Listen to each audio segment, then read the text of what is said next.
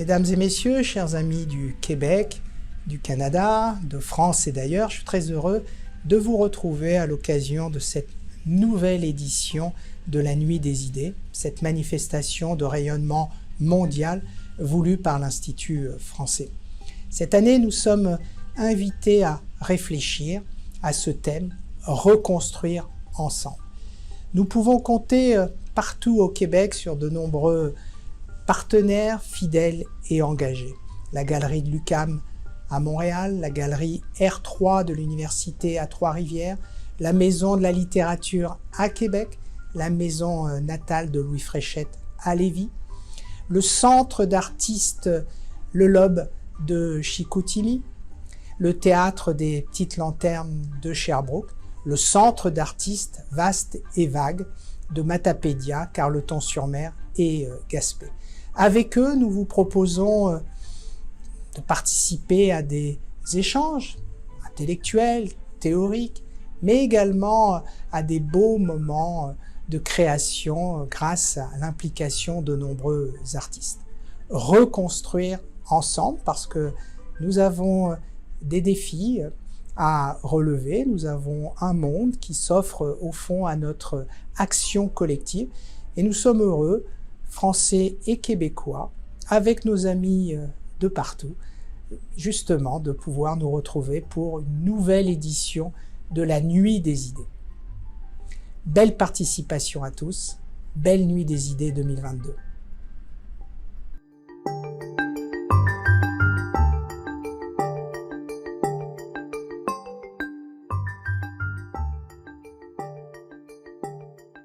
Bonjour, bonsoir de Montréal. Je vous souhaite la bienvenue à la Nuit des idées 2022 pour une 5e édition proposée par la Galerie de l'UQAM en partenariat avec le Consulat général de France. Au cœur de notre espace de conversation, même s'il est virtuel encore cette année, je souhaite rappeler que Montréal, Teotihuacán, est un territoire ancestral des peuples autochtones dont nous honorons la mémoire. Se faire commissaire d'un tel événement ne peut s'envisager sans l'épreuve du vertige quand il s'agit d'explorer le thème de la reconstruction du monde, un monde inquiété, échauffé, ravagé pour les uns, mais très certainement un monde à protéger, à partager, à prolonger pour les autres. Alors, comment le faire? Qui peut le faire? Sur quel savoir-penser pourrions-nous nous appuyer? De quel savoir-faire aurions-nous besoin? Comment la science et l'art, lorsqu'ils s'épaulent, peuvent-ils contribuer à cette reconstruction? Il fait toujours nuit quelque part dans le monde, alors je vous propose, au fil des fuseaux horaires, de tendre l'oreille vers les propos que s'échangeront mes invités. 2 scientifiques et médecins de grande renommée et incroyablement inspirants. Caroline Quashtan de Montréal et Jean-Claude Amessen de Paris. Et puis, 2 artistes dont l'envergure du travail a tout pour impressionner et qui incarnent à souhait une position de chercheur devant le monde, Maryse Goudreau d'Escouminac en Gaspésie et Pierre Baumann de Bordeaux. Et finalement, de Montréal, une jeune muséologue se joint à nos artistes. Elle est spécialiste des processus de décolonisation et de l'autochtonisation dans le domaine muséal. Ces personnalités des mondes scientifiques et artistiques repositionnent sans relâche leurs recherches.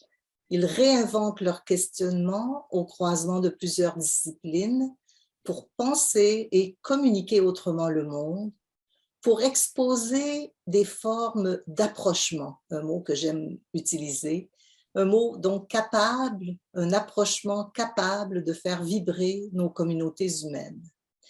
Ils nous honorent véritablement de leur présence et nous accordent le privilège d'entendre leurs voix, qui seront d'autant plus éclairantes que c'est ensemble que nous les entendrons. Et pour animer notre Nuit des idées, je vous présente maintenant Marie-Andrée Lamontagne, fidèle complice de la Galerie de l'UQAM et de la Nuit des idées. Elle est écrivaine, éditrice, journaliste et traductrice. On lui doit tout particulièrement la biographie de la poète et romancière Anne Hébert, parue en 2019. Je vous souhaite une excellente nuit des idées sous le ciel de Montréal. Marie-André Lamontagne, chers invités, à vous la parole.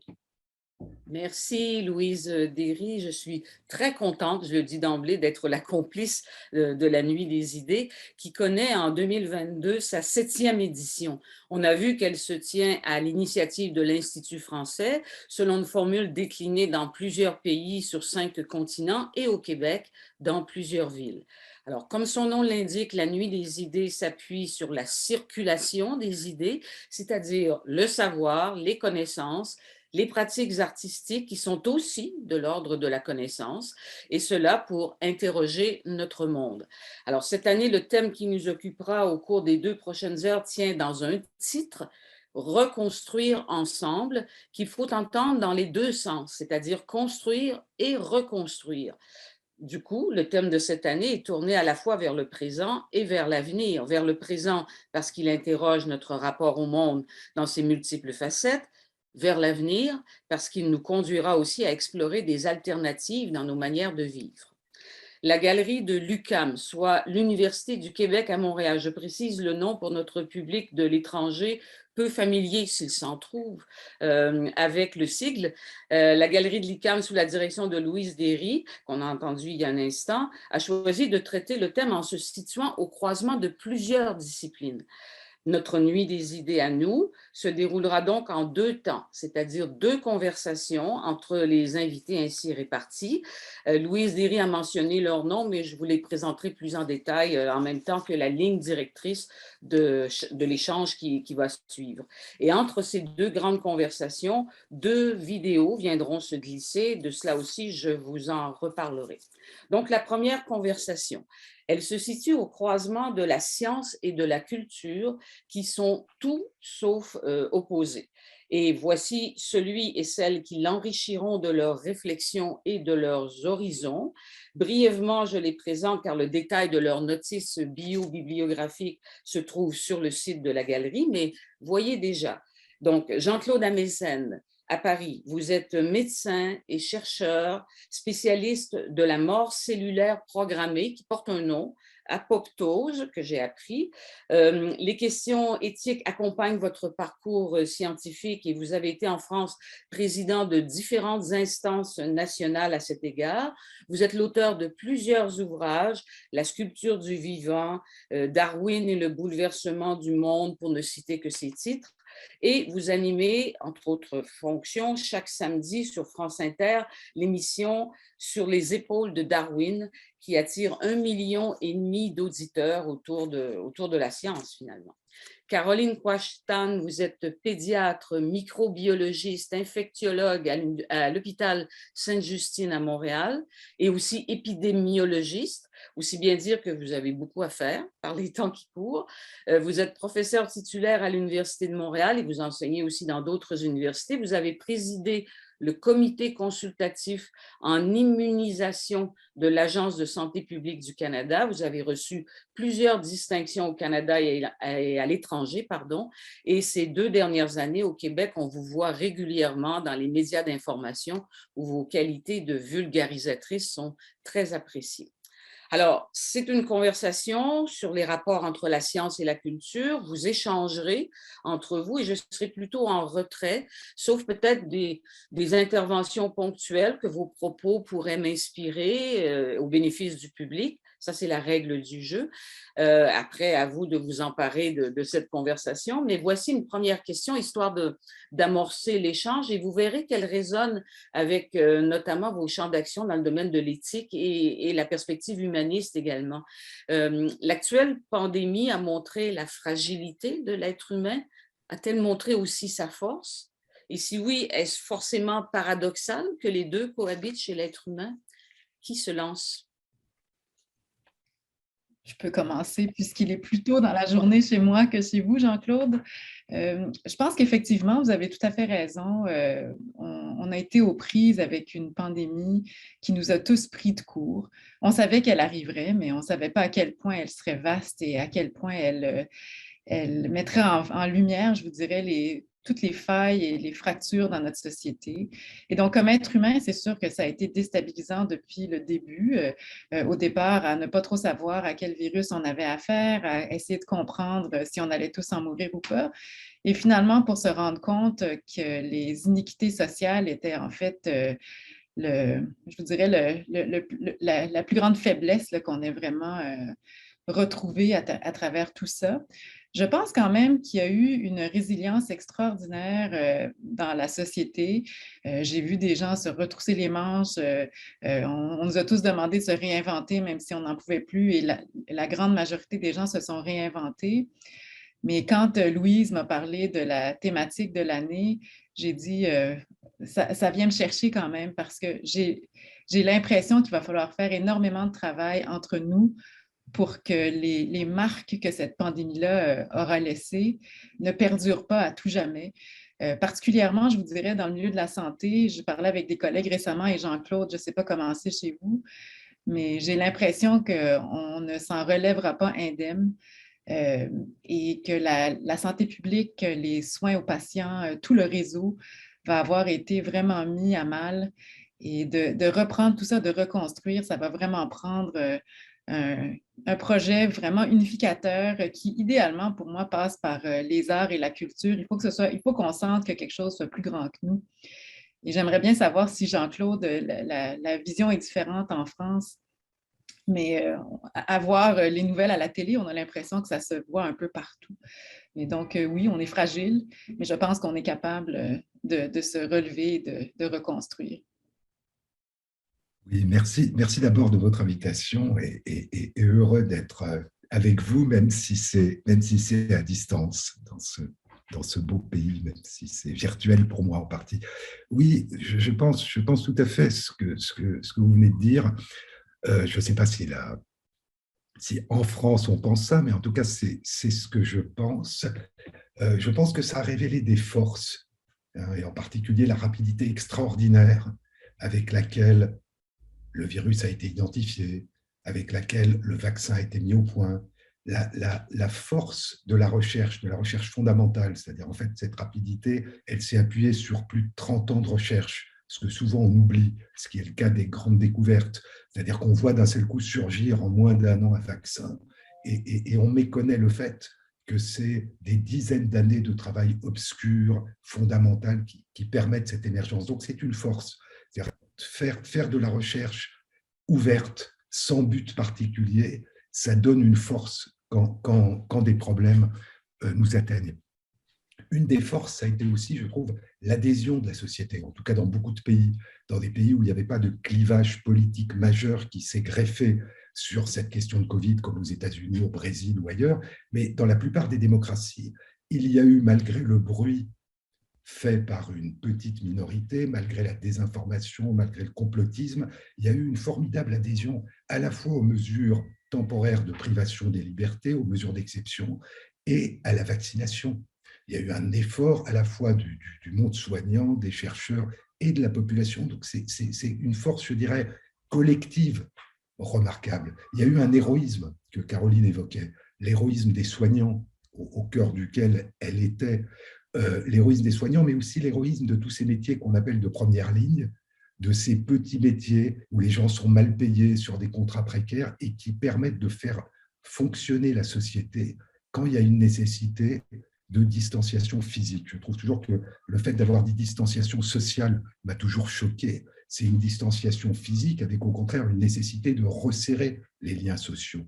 Et les moyens de communication modernes sont aussi une très grande force parce que Internet, Zoom, ça a permis de conserver des contacts sociaux là où la distanciation physique l'empêchait. Je trouve aussi qu'il y a eu une remarquable articulation entre les experts scientifiques et les décideurs politiques, et qu'il y a eu aussi, au moins dans les démocraties, lorsque des mesures d'exception, de restriction des libertés ont été prises, elles ont été inscrites dans le droit, elles ont été votées, elles ont été réfléchies, donc il y a quelque chose d'assez rassurant, même si on peut s'inquiéter de ce qu'à long terme, ces situations d'exception dans le droit, que ce soit vis-à-vis du terrorisme ou vis-à-vis des pandémies, risquent de modifier. Mais je trouve que c'est quelque chose de remarquable, et puis un effort fantastique de diffusion de la connaissance scientifique en temps réel. les médecins, les chercheurs, les préprints, c'est-à-dire les publications accélérées avec ce qu'elles ont de mauvais, mais avec ce qu'elles ont d'excellent, le fait que les grands journaux scientifiques et médicaux ont mis à disposition gratuitement, alors qu'ils sont payants, tous les articles qui concernaient Covid, que des grands journaux comme le New York Times et le Washington Post, il y en a sans doute d'autres, ont mis gratuitement à disposition pour les gens qui n'étaient pas abonnés tous leurs articles concernant le Covid. Donc je trouve que ça a été une force, non pas une force individuelle, non pas une force de défense de chaque personne, mais une force collective de nos sociétés. Et puis, ce que soulignait Caroline aussi, des faiblesses majeures qui nous parlent de l'avenir, qui nous parlent du passé, mais qui nous permettent de nous projeter à l'avenir. Une impréparation. Comme le disait Caroline, après moins de 20 ans de SRAS, d'Ebola, de MERS, de menaces de pandémie grippale H1N1 ou H5N1, une impréparation extraordinaire avec, je l'ai appris récemment, en Grande-Bretagne, 11 rapports sur la préparation qui ont été faits, qui étaient secrets et dont les mesures n'ont pas été appliquées, avec en France la destruction des masques sans les remplacer.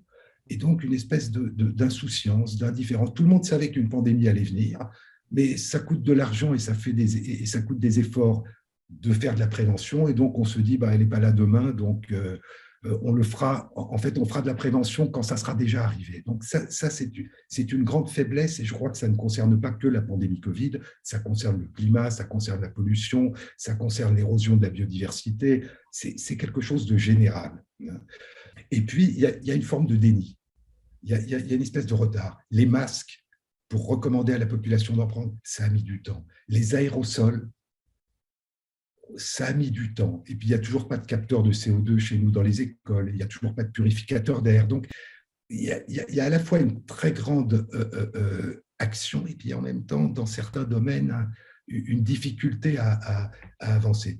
Il y a, comme je disais, une très bonne articulation entre expertise scientifique et décideurs politiques, mais il y a eu quelque chose, alors que ça fait 2 ans, il y a un peu une impression de jour de la marmotte, c'est-à-dire en fait d'une urgence permanente qui recommence tout le temps et d'une absence de réflexion de fond, ce qui était normal dans les premiers mois de la pandémie, mais qui maintenant, après presque 2 ans, me donne un sentiment d'étrangeté.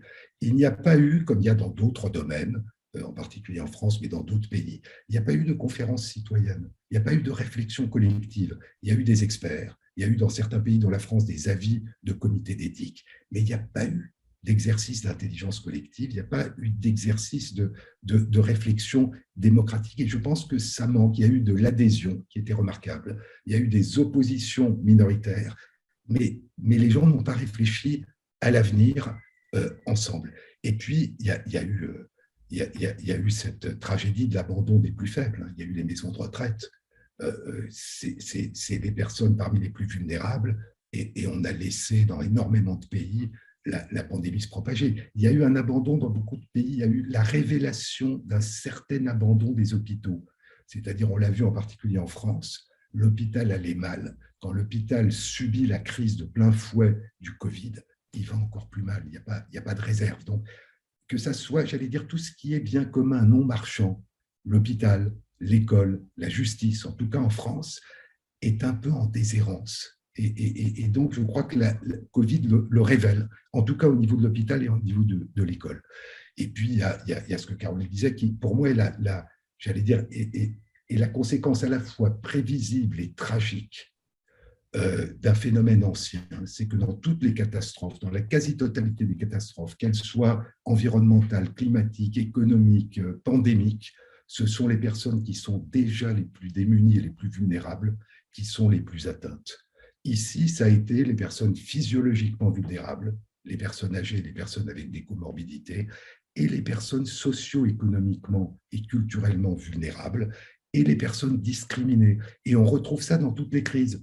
Un papier récent, un article récent montre qu'aux États-Unis, ceux qui sont le plus victimes de pollution, plus que ceux qui ont un niveau socio-économique faible, qui le sont, ce sont les personnes qui appartiennent à des minorités afro-américaines, asiatiques, hispaniques, et qui sont le plus atteints. Et donc, on trouve toujours la discrimination et le niveau socio-économique et culturel.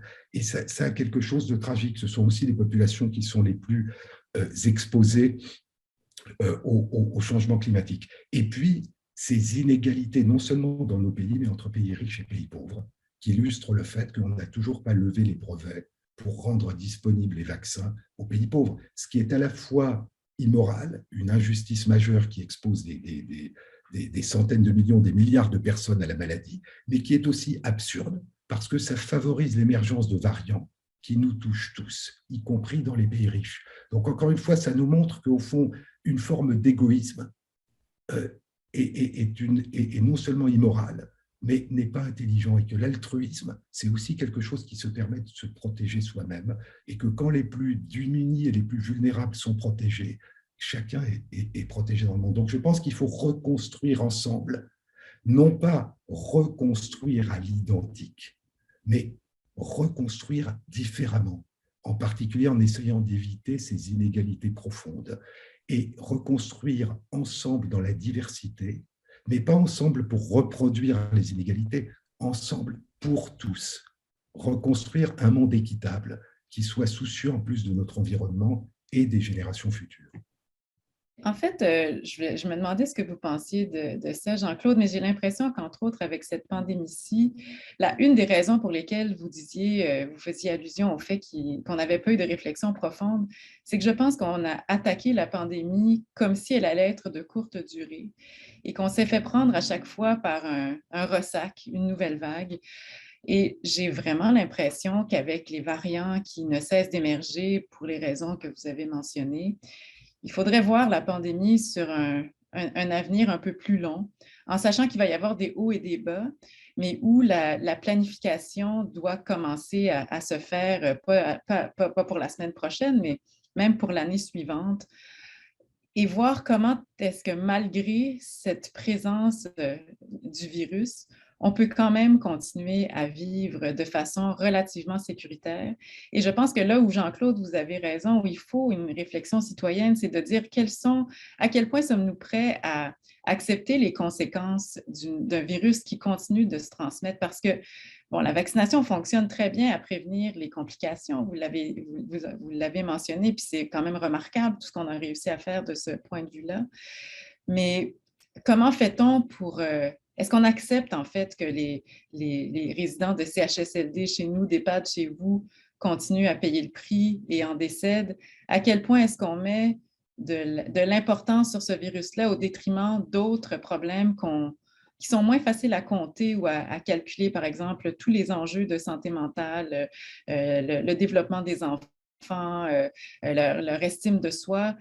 Et tout le reste, comment est-ce qu'on fait pour réfléchir à tout ça de façon transdisciplinaire quand on n'a jamais le temps de se planter les deux pieds, de s'asseoir et de réfléchir, parce qu'on a toujours l'impression d'avoir le vent en plein visage qui frappe sans cesse. Comment est-ce qu'on fait pour se trouver un petit coin un peu à l'écart de tout ça et réfléchir, mais pas qu'entre scientifiques des sciences fondamentales et de l'épidémiologie et de la santé publique, mais d'y ajouter toutes les sciences humaines aussi qui, elles, sont capables de nous faire réfléchir plus loin. Puis je trouve en fait remarquable, Jean-Claude, votre parcours, et j'aimerais bien savoir comment est-ce que vous avez réussi à intégrer cette transdisciplinarité-là. Qu'est-ce qui, dans votre parcours, a fait qu'éventuellement, vous avez dit la science fondamentale de l'immuno et l'apoptose, c'est pas assez pour moi.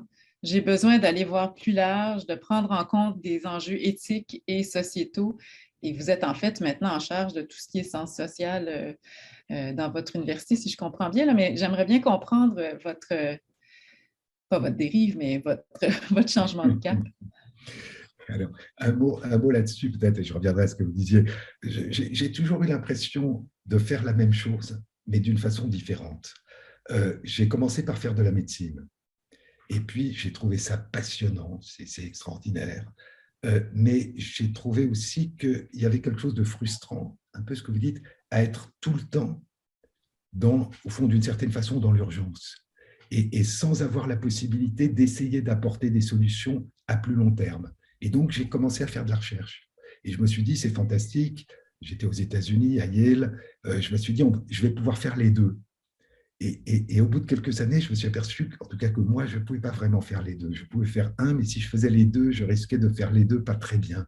Et donc, j'ai basculé vers la recherche. Mais j'avais l'impression de faire la même chose, de faire de la médecine avec une autre temporalité, avec une autre approche, mais c'était toujours le même souci de comprendre et à terme de pouvoir aider. Et puis, peut-être parce que la recherche sur les relations entre la vie et la mort au niveau le plus intime, qui est celui de nos cellules et des cellules de tous les êtres vivants, renvoyait à l'idée de la vie et de la mort des êtres vivants et des êtres humains, et que c'était très contre-intuitif ce que ça mettait en évidence, eh bien, ça réinterrogeait pour moi des questions qui étaient culturelles, qui étaient éthiques, qui étaient sociétales. Et le passage s'est fait par hasard. C'est-à-dire, j'ai écrit un livre, La sculpture du vivant, qui était sur l'aventure, l'aventure de l'apoptose, de la mort cellulaire, de l'autodestruction cellulaire, une partie du récit de ma participation, et puis le récit de ce que ça avait été depuis plus d'un siècle, de la naissance et du développement, et puis des relations que ça avait avec nos représentations culturelles, avec nos inquiétudes, avec des mythes anciens, avec des mythes dans l'Odyssée, avec des mythes dans... Et je terminais par une interrogation éthique. Et le directeur à l'époque de l'INSERM, de l'Institut national de la recherche en santé et en médecine en France, a lu ce livre et m'a contacté en me demandant de participer à la réflexion collective éthique de l'Institut. Et pour la première fois, j'ai commencé à participer non pas à une réflexion éthique individuelle, mais à une réflexion collective qui, comme la recherche, m'a passionné. Et donc, pendant un temps, j'ai fait les deux, encore une fois. J'ai fait de la recherche et de la réflexion éthique. Et il y a un moment où j'ai plongé dans la réflexion éthique. Et donc, cette réflexion, elle est, comme vous le disiez, transdisciplinaire.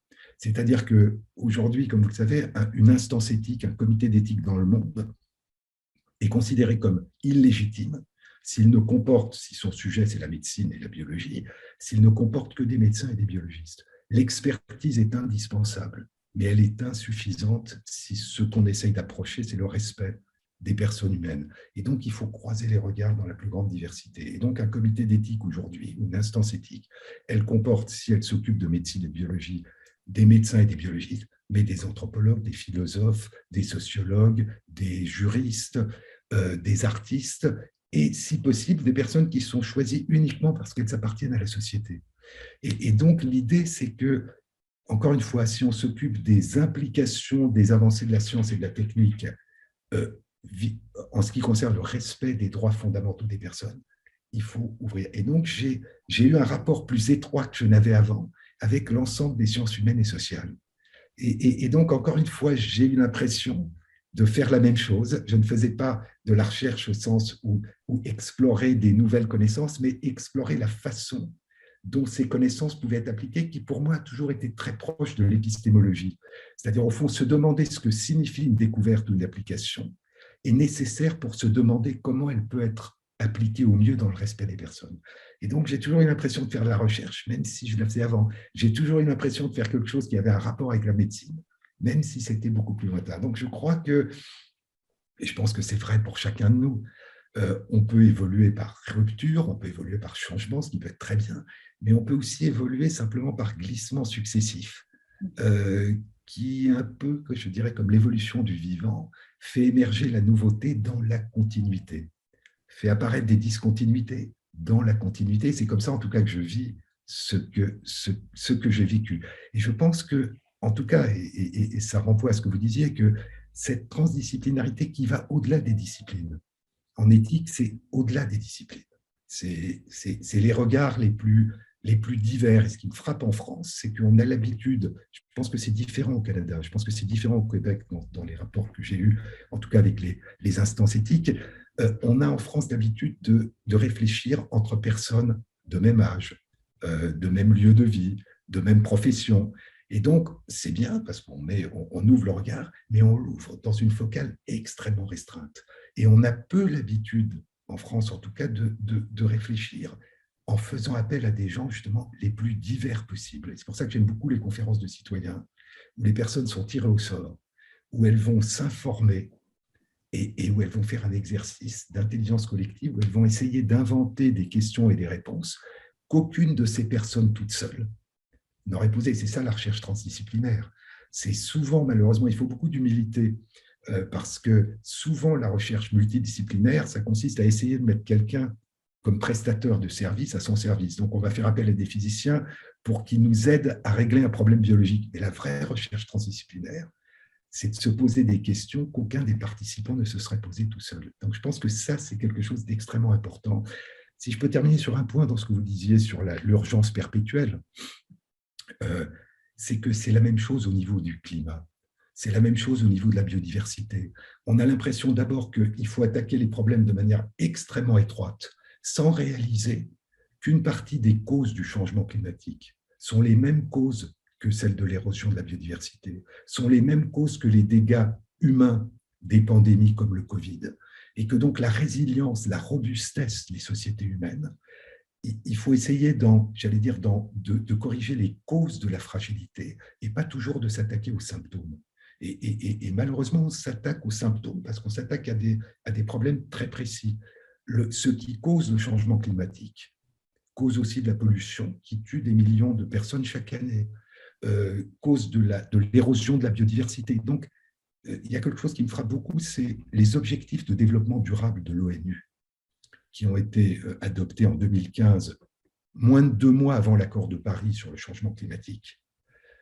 C'est l'initiative, d'ailleurs la seule que je connaisse, qui consiste à essayer d'aborder de front des problèmes très différents comme la lutte contre la pauvreté, l'accès à l'éducation, le respect des droits des femmes, le changement climatique, l'érosion de la biodiversité, en disant c'est par des mesures communes qu'on va pouvoir aborder, et en particulier par la lutte contre les inégalités, les discriminations, pour les biens communs, et c'est peu connu, et c'est peu suivi. Il y a beaucoup plus d'enthousiasme pour lutter, pour certains, pour la préservation de la biodiversité, contre le changement climatique, contre les pandémies, et il y a assez peu d'adhésion et de compréhension de ce que sont ces objectifs de développement durable, dont d'ailleurs depuis très longtemps, on dit qu'il faut d'abord répondre aux besoins des générations présentes et permettre aux générations futures d'avoir le meilleur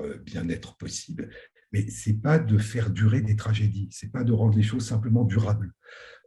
Et l'autre, c'est ce que disent les objectifs de développement durable depuis très longtemps, le Sustainable Development, c'est qu'il faut répondre aux besoins de tous, mais avant tout des personnes les plus vulnérables, les plus démunies. Et si on permet à ceux qui sont les plus pauvres, qui sont les plus fragiles, de bien vivre, c'est qu'on a déjà changé beaucoup de choses. Parce que quand vous regardez les inondations, c'est les personnes les plus pauvres dans les pays les plus pauvres, le changement, etc., etc. Et donc, on peut rendre nos sociétés beaucoup plus robustes, avec en plus des efforts scientifiques, avec des efforts. Et comme vous le disiez, moi j'aime beaucoup cette citation de Keats, cette parole de John Keats, du poète, qui dit que rien ne devient réel tant qu'on ne l'a pas ressenti. Et que donc les arts, la culture, c'est quelque chose qui donne substance à nos sentiments, et qu'on ne peut pas lutter pour quelque chose si on ne le sent pas, si on n'en sent pas non plus la nécessité d'un point de vue émotionnel. Et donc, il faut en effet conjuguer tout ce qui est savoir, connaissance, science au pluriel, avec les arts, avec la philosophie, avec les spiritualités, pour leur donner une dimension humaine et ne pas en faire des objectifs secs, desséchés, purement rationnels. Oui, c'est quelque chose, si vous permettez, c'est passionnant hein, ce que vous dites. C'est quelque chose, docteur Caroline Quach, qui d'emblée vous avez montré en parlant de, j'ai noté quelque chose qui nous dépasse, on a besoin de renouer avec quelque chose qui nous dépasse. Donc c'est l'art, c'est la culture. Oui, absolument. Puis la culture générale aussi. En fait, ce que vous disiez, Jean-Claude, me fait réfléchir à nos systèmes d'éducation qui ne sont pas tout à fait équivalents chez vous et chez nous. J'aime bien l'idée du lycée chez vous où la connaissance générale est très présente, parce que bon, mon fils a fait le lycée jusqu'en seconde pour ensuite passer au cégep dans le système québécois. Et j'ai vu la différence avec ma fille qui est allée au secondaire dans le système québécois. Et en bout de ligne, ma fille était plus forte en sciences, avec des choses très appliquées. Mon fils, lui, est beaucoup plus généraliste, avait une capacité de faire des liens entre les éléments. Bon, c'est pas non plus, évidemment, ce sont deux personnes complètement différentes, mais je pense qu'il faut, la force des choses, c'est de permettre aux jeunes de toucher à tout sans nécessairement demander un rendement économique ou qu'en bout de ligne, ça soit nécessairement, que ça soit tangible comme output. Par exemple, dans les programmes de subvention de recherche, pendant longtemps, la science fondamentale avait même été un peu mise de côté au détriment, puis, et parfois aussi les sciences sociales et humaines, au détriment d'une recherche qui était déjà beaucoup plus appliquée, où on savait à la base qu'on allait faire avec à l'autre bout. Mais je trouve que ça coupe de la créativité, puis on ne sait jamais à quel moment ce qu'on va découvrir par hasard ou pas va nous servir dans le futur. Donc, il y a cette réflexion-là aussi à reprendre où il faut voir beaucoup plus large ce que vers quoi on s'était engagé dans les dernières années, à tout le moins en Amérique du Nord. Je pense que les choses sont en train de changer présentement, mais je l'ai toujours dit, là, je pense que la personne la plus intelligente sur cette planète, c'est un philosophe.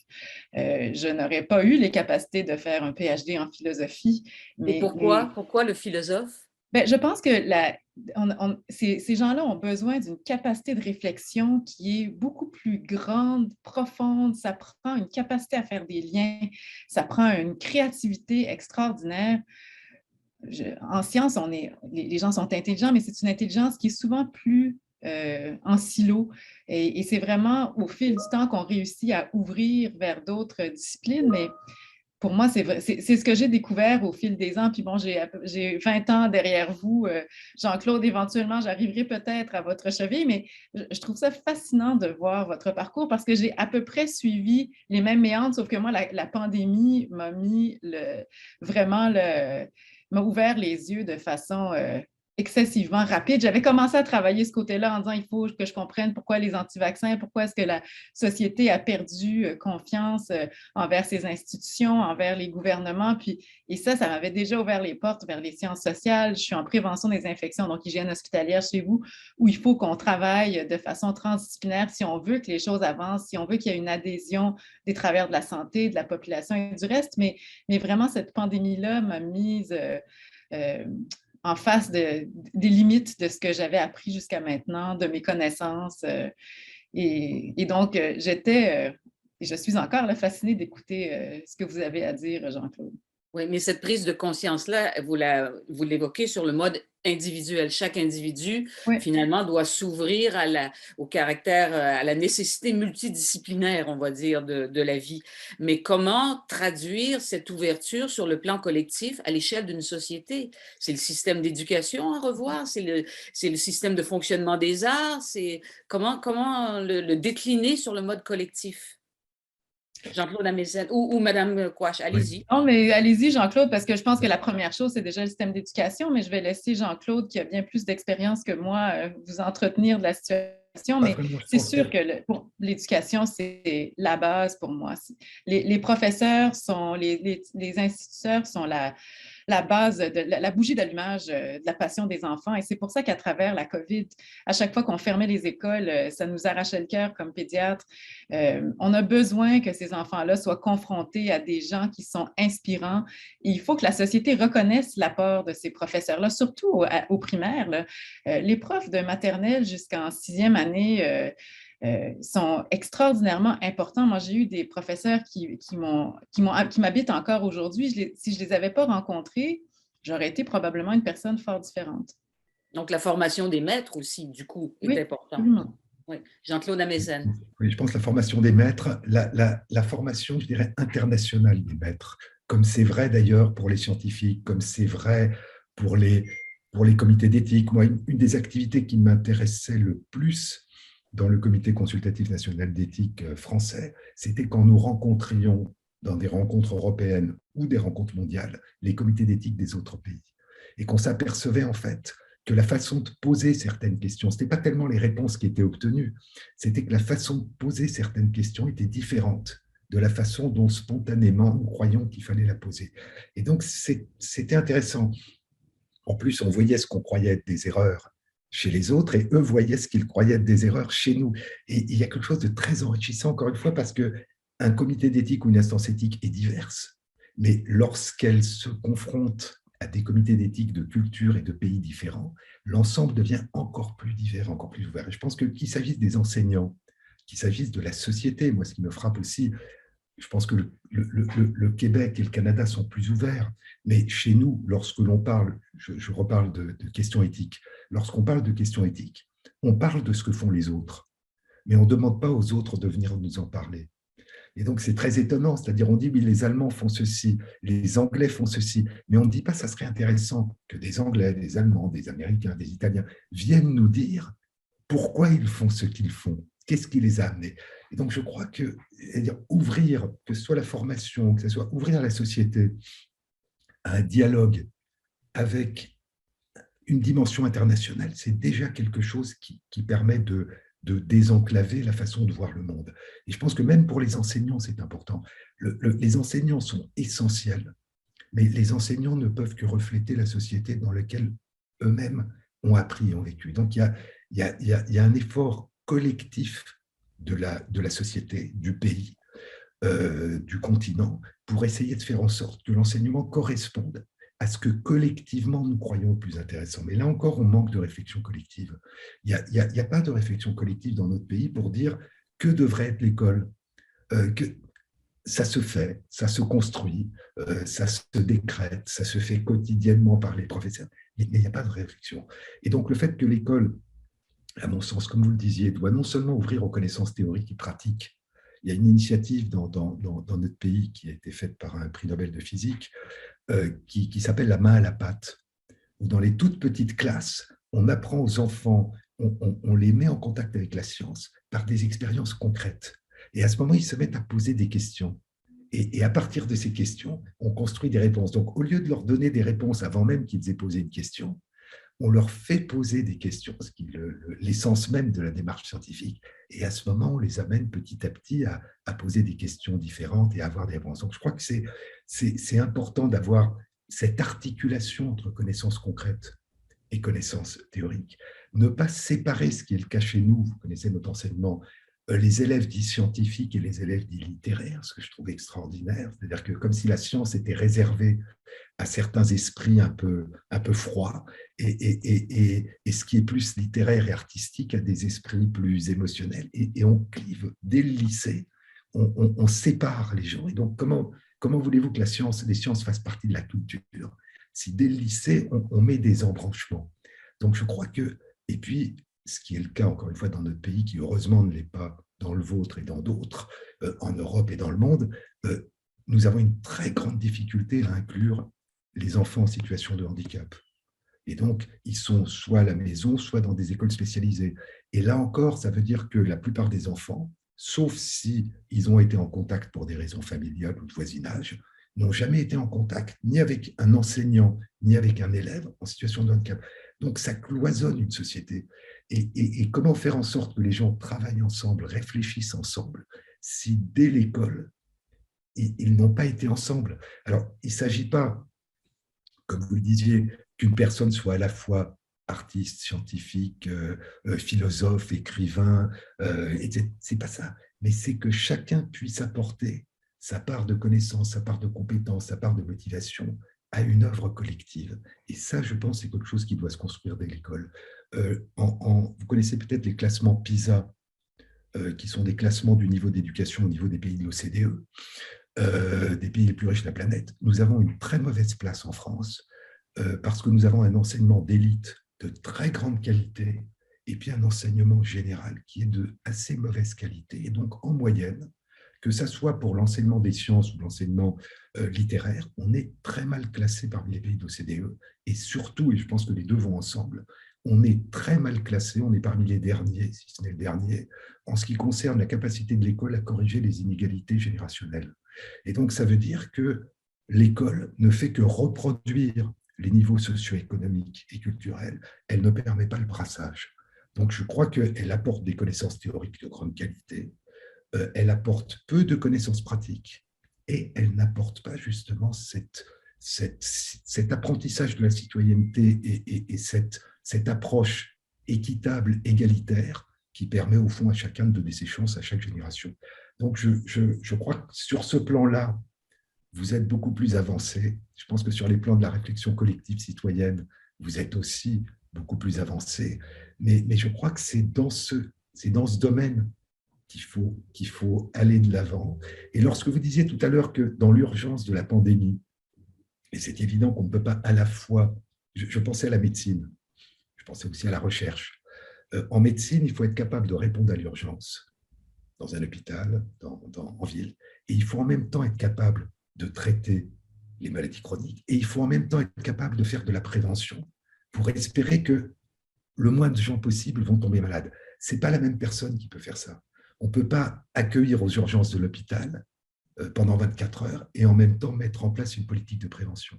Mais on peut être au courant de ce que font les autres. On peut retrouver les autres. On peut construire collectivement une politique de santé dans laquelle prévention, urgence, traitement, accompagnement vont aller de pair. Mais c'est vrai que demander dans l'urgence à ceux qui travaillent en urgence de s'occuper du reste, ce n'est pas possible. Et je pense que c'est ça qui manque dans notre appréhension de la pandémie Covid. C'est comment mettre en place les meilleures réponses d'urgence, mais comment aussi, comme vous le disiez, non seulement appréhender médicalement, biologiquement, ce qu'il faut faire sur le moyen terme et le long terme, mais l'appréhender aussi, et ça demande des choix collectifs et des choix éthiques. Comment balancer ce que vous évoquiez, le fait que les enfants puissent aller à l'école, le fait que les personnes ne se retrouvent pas isolées, le fait que l'économie ne s'effondre pas aux dépens des plus vulnérables et des plus démunis. Comment concilier ça? Et ça, la science toute seule, les sciences ne peuvent pas permettre de choisir. Pour moi, les sciences apportent une carte du territoire, mais elles ne disent pas où il faut aller. Elles disent les avantages et les inconvénients d'aller dans certains endroits. Mais c'est à l'intelligence collective et à la réflexion éthique de décider ce qu'il y a de mieux à faire avec la connaissance. Pour moi, le modèle, c'est le choix libre et informé. C'est ce qui est né avec le code Nuremberg, après le procès des médecins nazis à Nuremberg. C'est-à-dire qu'en fait, la connaissance, elle est au service de la personne qui va décider de participer ou pas à une recherche, ou même maintenant de faire un traitement ou pas dans énormément de cas. Ce n'est pas la personne qui est au service de la connaissance. Et donc, je pense qu'au niveau sociétal, c'est la même chose. Comment faire en sorte que la meilleure connaissance possible dans toutes les dimensions scientifiques soit mise au service de la réflexion collective, d'un choix libre et informé collectif, et que ça ne soit pas la société qui est mise au service de ce qu'on pense à un certain moment, dans certaines disciplines, devoir faire. Oui. Madame, monsieur, c'est terrible. Nous approchons de la fin. C'est un crève-cœur déjà que cette conversation prenne fin. Mais je voudrais donner le mot de la fin peut-être à Dr. Caroline Quashtan sur cette question d'intelligence collective qu'on a vu ressurgir tout au long de la conversation. Cette intelligence collective telle que je l'ai vue s'esquisser là, dans vos propos, est-ce qu'elle n'est pas une manière de renouer avec la longue durée et de rompre avec l'urgence, comme vous l'avez déploré au début? Vous avez, hélas, 45 secondes, 1 minute tout au plus pour y répondre. Oui, je pense que vous avez tout à fait raison là-dessus. C'est un excellent résumé de la conversation. La question, c'est maintenant de savoir comment est-ce qu'on la fait rejaillir.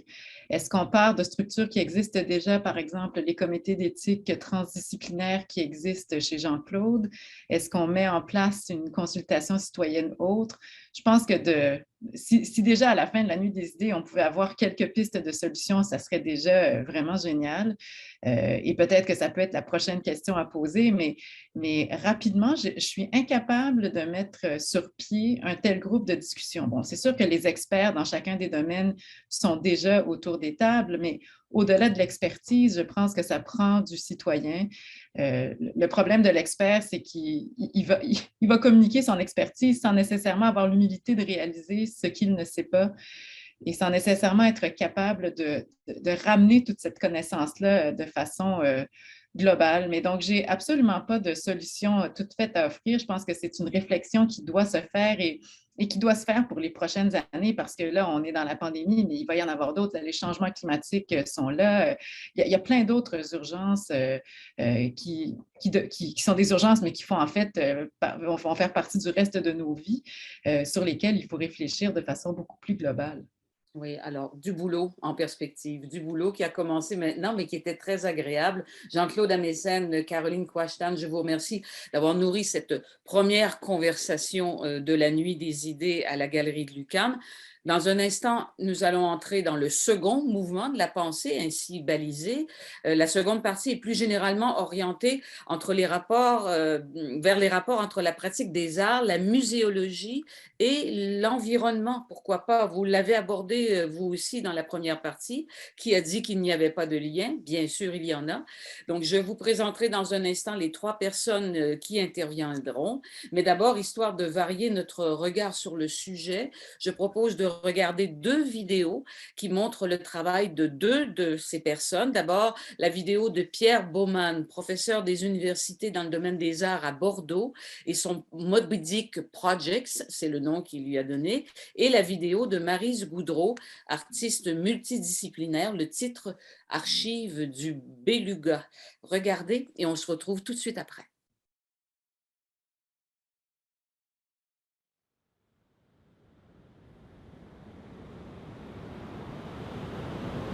Originaire de Nantucket et l'ascendance de Cap de Guadeloupe.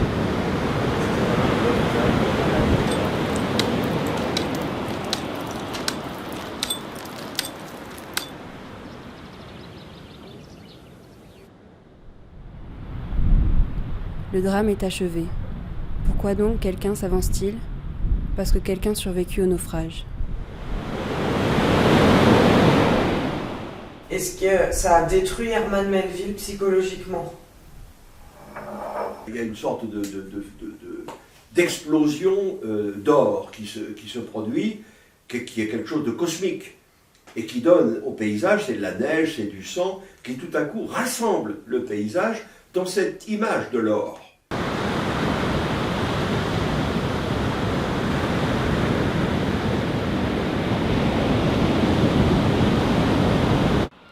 Antes no, porque antes usted tiraba una de estas, salía toda llena de pescado. Ahora pues, con una red de estas voy a sacar unos 3, 4 pescaditos. Entonces era mucho el trabajo, muy arriesgado porque se metían entre medio, entonces de ahí nació Moby Dick, sí, porque hacía tirar los barcos con la cola o los quebraba ella misma saltando encima, entonces ya los barcos eran más seguros. Les sujets veulent entrer. J'aime bien inverser les choses. Ce que l'on sait, on l'apprend en l'inventant, dit Philippe Roth. Voilà. Ça sera comme une introduction pour moi.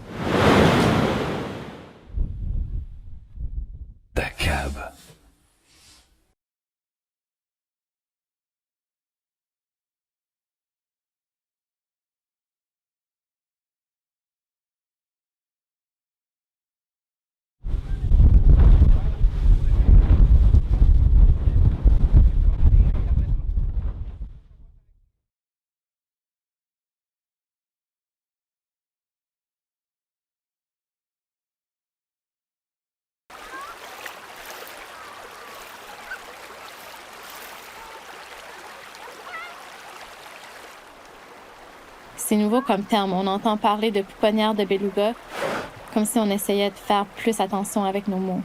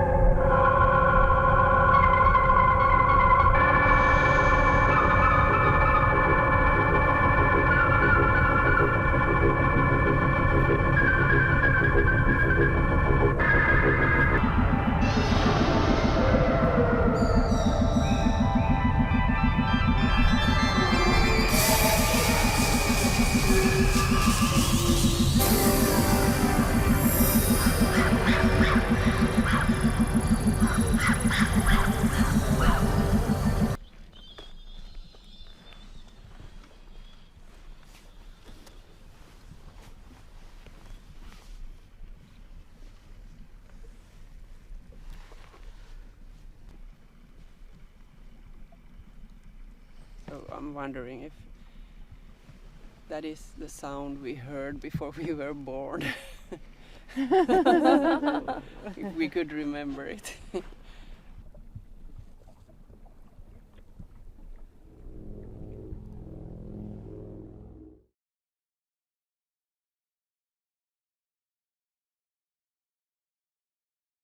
Vous regardez La Nuit des idées à Montréal, à la Galerie de l'UQAM. Marie-Andrée Lamontagne avec vous pour vous accompagner dans les échanges riches et passionnants qu'elle suscite.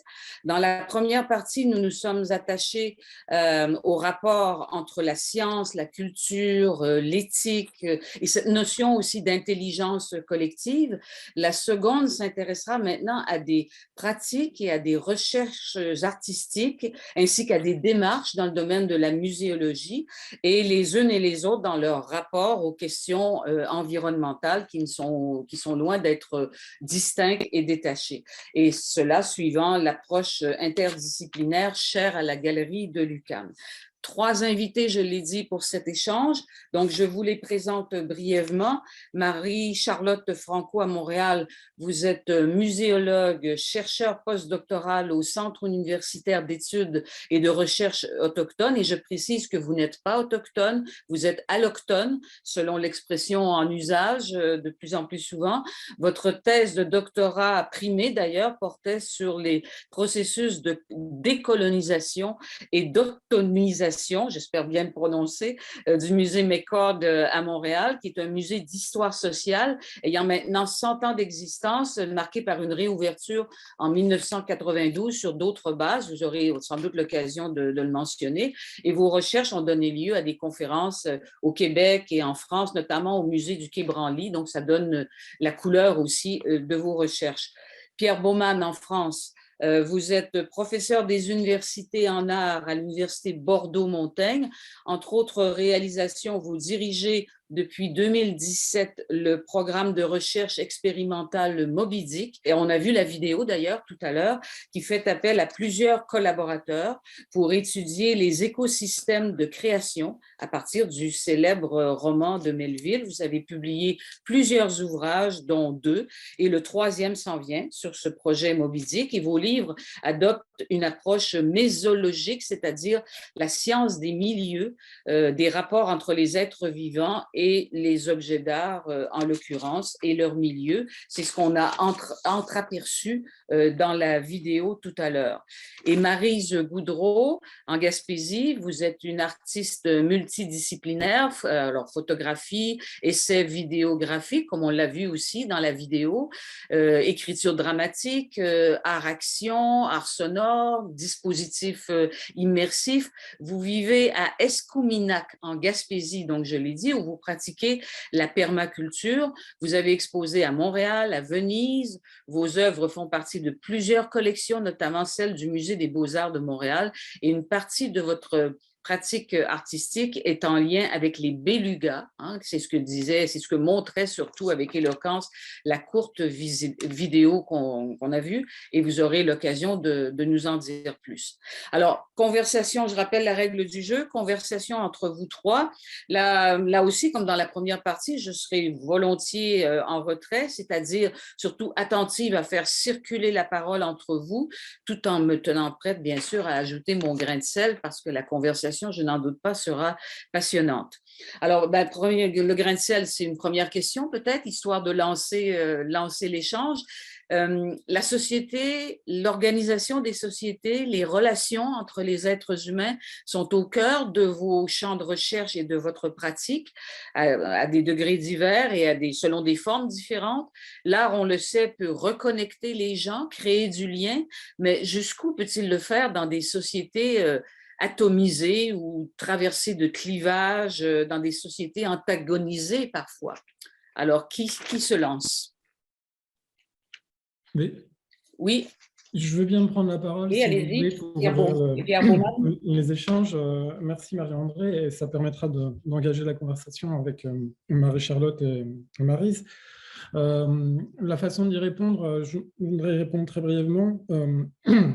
Ça serait peut-être de s'appuyer sur les travaux auxquels vous avez fait référence, donc de façon assez modeste, et qu'on conduit depuis quelques années en 2017, en particulier ce projet qui s'appelle Moby Dick, qui prend appui sur le roman d'Herman Melville paru en 1851. Et en fait, ce qui est intéressant dans cette étude, assez modestement, c'est que ça constitue à la fois un modèle et un contre-modèle pour penser un rapport qu'on peut entretenir à ces logiques de construction et de reconstruction aujourd'hui. Alors pourquoi contre-modèle? Contre-modèle parce que c'est un récit qui décrit en fait un effondrement du fait de son commandant, le capitaine Achab, et qui conduit à la perte de tout l'équipage, et puis pour bien d'autres raisons encore. Et modèle aussi, alors c'est un modèle en fait particulièrement intéressant parce que ça décrit un navire, le Pequot, qui fonctionne pendant plusieurs mois, voire plusieurs années en autonomie. Donc, c'est déjà un modèle intéressant parce que ça permet de voir comment se développent certains savoir-faire, certaines pratiques. Le charpentier, par exemple, serait assez exemplaire à étudier là-dedans. Ils font preuve de beaucoup de polyvalence et sont capables de produire avec les moyens du bord. Puis modèle aussi parce qu'on se rend compte en fait, de façon très forte que tous les individus dans cet environnement sont capables de développer une très forte sensibilité et une très grande qualité d'écoute et d'attention. Et paradoxalement, c'est le capitaine Achab lui-même qui est susceptible de déceler comme ça les moindres indices, si vous voulez, de phénomènes de la nature, un nuage, un vol d'oiseau, une réaction sur la mer, enfin, etc. Et de décrypter tout ça, de l'analyser et finalement de faire avec et d'anticiper. Et donc, et j'ajoute que tout ça se passe au 19e siècle, n'est-ce pas? Tout ça se passe au 19e siècle et c'est là que c'est intéressant parce que ça permet finalement de repenser cette question de la sensibilité et de l'attention en relation avec des questions de communauté et de le projeter dans un modèle contemporain aujourd'hui. Et plus encore, et pour terminer, je laisse la parole à mes camarades après, en fait, ce qui est aussi particulièrement intéressant, c'est que c'est aussi un roman qui, quelque part, nous met dehors et nous amène vers une actualité parce que Melville, pour écrire tous ses livres, a vécu auparavant, au début de son parcours de vie, pendant plus de 2 ans sur les mers à bord de baleiniers. Et ça, finalement, c'est extrêmement instructif et nourrissant, je dirais, pour les plasticiens, entre autres. Ça sous-entend que finalement, une écriture, artistique ou pas, en fait, elle passe par l'expérience. Et donc, la relation entre expérience et écriture permet aussi de penser notamment ces relations de construction et de reconstruction, c'est-à-dire que finalement, on écrit bien que si on vit des expériences, l'expérience ne suffit pas s'il n'y a pas d'écriture derrière. Et en ce sens, ça peut être des éléments de réponse sur lesquels on aura peut-être tendance à revenir, mais ça, je pense que c'est des choses qu'on arrive aussi à trouver beaucoup dans le travail de Maryse, en particulier, dans les activités qui sont celles de Marie-Charlotte. Donc voilà, je cède la parole sur ces questions-là, mais il y a une continuité entre des références et des objets d'études et puis une actualité contemporaine qui est la nôtre, quoi. Maryse, peut-être, pour filer sur la mer, sur l'océan? Alors, c'est sûr que j'aime beaucoup cette idée-là d'ouvrir des zones de contact parce qu'il y a beaucoup de manières de comprendre le monde autour de nous. Et donc, c'est à travers ces différentes choses, ces différents savoirs qui incluent, je l'espère toujours, les épistémologies autochtones. Donc, pour faire du millage sur un peu sur ce que Pierre disait par rapport au réel, à l'observation, au travail de terrain, moi, c'est quelque chose que je fais quand même beaucoup en montant cette archive sur le Beluga, qui est un projet que j'active depuis 10 ans et je m'étais donné 20 ans pour le faire. Donc, je suis bénévole dans des réseaux avec les belugas, donc des fois dans des réseaux d'urgence pour les mammifères. Ça m'arrive d'aller sur des sites où il y a des échouages, ça m'arrive de faire des prélèvements en biologie pour de la nécropsie, d'aller dans le ventre de la baleine chercher le tissu nécessaire pour comprendre la cause de la mortalité. Et contrairement à un chasseur inuit, par exemple, quand je me retrouve avec une hache, des couteaux, puis à faire cette action-là, ça ne fait pas comme de sens dans ma vie nécessairement. Donc, il y a comme tout un deuil qui est fait après l'activité. Moi, je transpose ça dans de la sculpture. Je taille des pierres locales, je fais des pièces de baleines, mais en même temps, je monte un archive, je mobilise des gens dans les projets, je vais chercher toutes sortes d'expertises à travers les scientifiques. Puis moi, j'apporte un regard artistique, mais aussi anthropologique, sociologique. Je vais mélanger les disciplines, puis le travail que je fais, il est aussi apprécié de ce côté très multidisciplinaire des différentes personnes avec lesquelles je peux je peux travailler ou côtoyer. Puis ces projets-là, ça m'amène aussi parfois à faire des résidences. Par exemple, je suis allée à Churchill dans un centre scientifique là, de recherche où j'ai pu côtoyer de plus près mon sujet et faire des plongées, capter des images sous l'eau, de vraiment entendre les vibrations des baleines au moment où elles arrivent. Puis ça, c'est des expériences qui me permettent d'avoir une entrée pour transmettre un point de vue qui vient vraiment du terrain, qui vient du senti, du réel, de l'émotion, qui n'est pas que basé dans une donnée scientifique, là.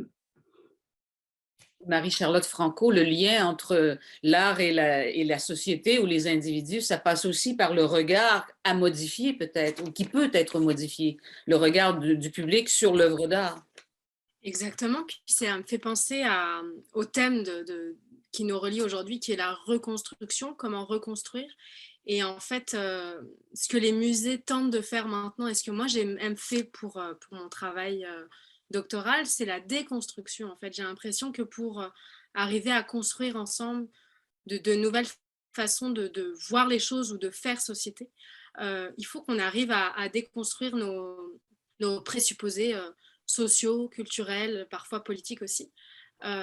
Et notamment dans ce qui m'intéresse moi et ce qui est vraiment très d'actualité au Québec avec les communautés autochtones, c'est de déconstruire le passé colonial qui nous lie pour arriver à échanger. Et c'est intéressant ce que vous dites, Pierre et Maryse, parce que Maryse parlait de zones de contact, d'interdisciplinarité, de nouveaux regards qui s'enchevêtrent. Et Pierre parlait de la qualité d'écoute et d'attention, et c'est vraiment ce que moi j'ai pu observer, en fait, qui est un peu le fer de lance maintenant dans les musées, c'est d'arriver et d'être une sorte de plateforme des possibles pour les artistes, et de prendre ce temps, en fait, prendre presque le temps de la recherche universitaire et de transposer ça dans les musées pour avoir le temps de réfléchir, de se poser, de se rencontrer, de déconstruire ensemble. Donc, c'est intéressant les liens que j'arrive à faire avec vos deux pratiques artistiques et de recherche, en fait.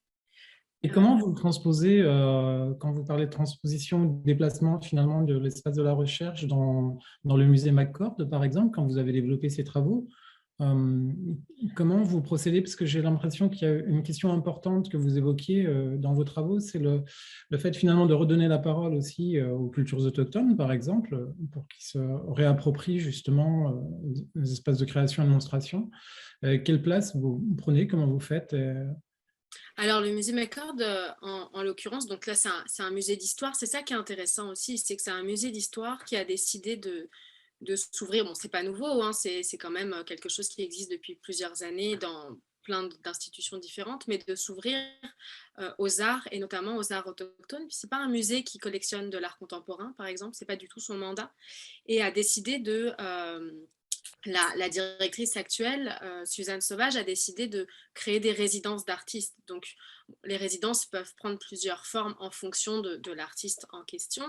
Il y a eu 4 artistes autochtones qui ont eu des résidences et exposé leurs projets artistiques à l'issue de ce temps de recherche. Et je pense que c'est notamment une des réponses possibles, l'ouverture et l'accessibilité des archives et des collections aux artistes. Et ce qui est intéressant là-dedans aussi, c'est que les artistes autochtones qui ont été invités à produire un discours sur les collections, à réfléchir aux collections avec un regard qui est le leur, qui est déconstruit aussi des présupposés ou des biais coloniaux qu'on peut avoir. Ils en ont probablement d'autres, mais pas forcément les nôtres.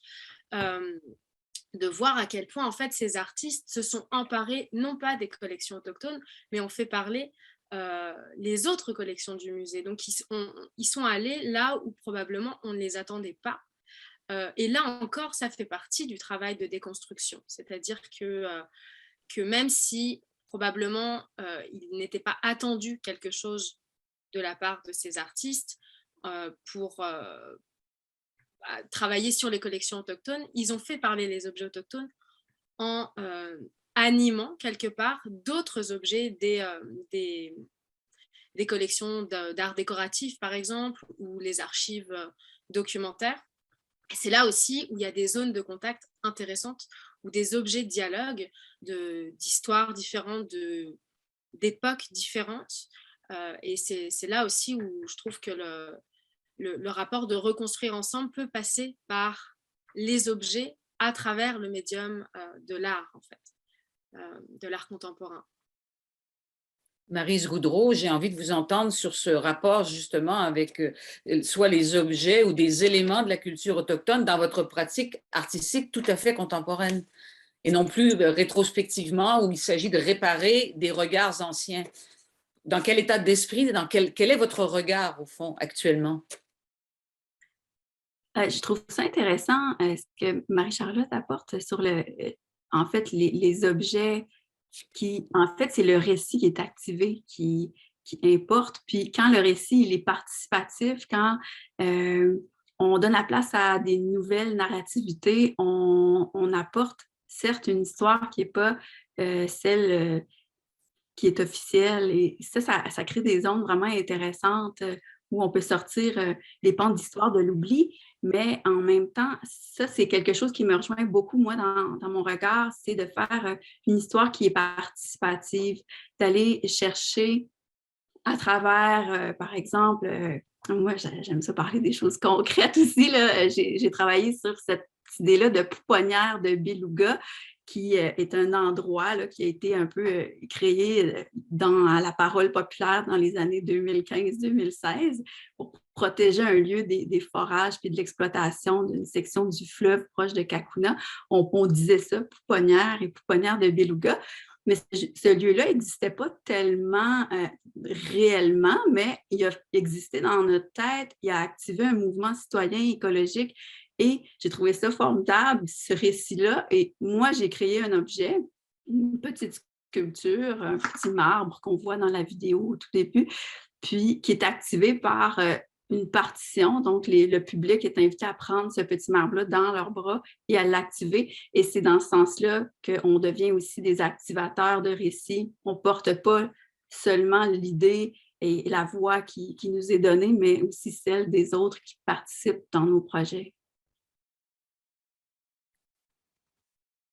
Pierre Baumann, j'ai envie de m'adresser à vous parce qu'on est au 19e siècle aussi avec Melville et on est avec la chasse à la baleine, toute une économie autour de la baleine, on le sait, et donc des préoccupations environnementales qui, on imagine, étaient à des années-lumière de la pratique au 19e siècle. Avec le musée McCall Fondation, on est aussi au 19e siècle et avec un regard plutôt bienveillant. Moi, si je vous ai bien lu, David Ross McCall, ce collectionneur, il n'était pas du tout, il n'avait pas une attitude impérialiste ou en tout cas pas au sens volontariste du terme. Donc le 19e siècle a-t-il encore quelque chose à dire à notre siècle en matière, sur les sujets qui sont les nôtres, qui sont les vôtres surtout? Oui, alors complètement, j'y répondrai. Puis il y a quelque chose qui m'intéressait beaucoup aussi dans ce que disait Maryse et Marie-Charlotte sur la question des objets, donc j'aimerais y revenir un tout petit peu un instant. Mais c'est sûr que c'est ça qui est extrêmement captivant. Bon, le 19e siècle, de toute façon, c'est un siècle qui est extrêmement charnière pour plein de raisons, même sur le plan industriel et économique. Parce que dans Moby Dick, par exemple, qui est un livre un peu, disons, dangereux de s'attaquer à un tel monument, parce qu'on se dit qu'est-ce qu'on va en faire, comment on va faire, mais en fait, on l'a investi de façon relativement libre et presque, je dirais, désinvolte dans notre façon de faire, parce que justement, on l'approchait avec ces considérations plastiques. Et au 19e siècle, par exemple, là, il y a un gros tournant qui se passe autour de 1850-55, c'est la bascule industrielle, le développement de l'industrie pétrolière.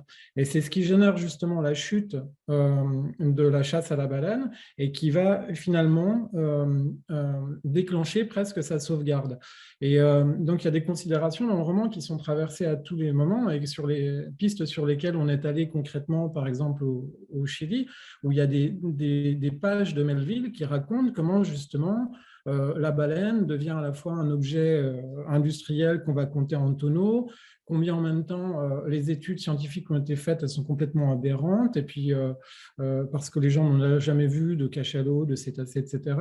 Et donc, à travers les lignes, il y a à la fois ces considérations industrielles, en même temps des considérations qui sont très éthologiques et très actuelles, qui nous ramènent à la considération de l'animal et à la manière de le considérer aujourd'hui, à travers les travaux, par exemple, de Al Whitehead, qui est à Halifax, ou François Sarano en France. Donc, en fait, le 19e est assez génial pour ça, parce que ça permet d'actualiser le sujet.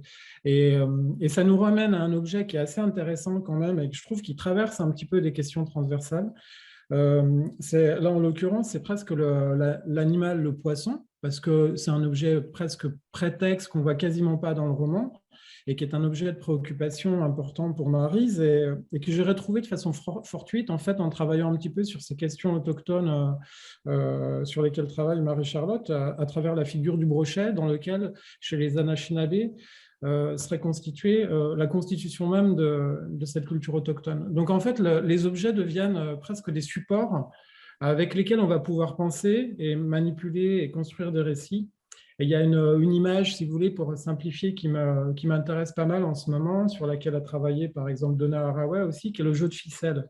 Et en fait, nos objets qu'on a à nous, le cachalot ou l'obeluga, par exemple, sont un peu comme des jeux de ficelle, c'est-à-dire qu'on les manipule, on fait des figures avec, et puis en fait, ce qui est intéressant, c'est les récits qu'on va pouvoir construire avec, et la relation qu'on va pouvoir instaurer aussi avec les gens qui nous observent, et avec qui on discute.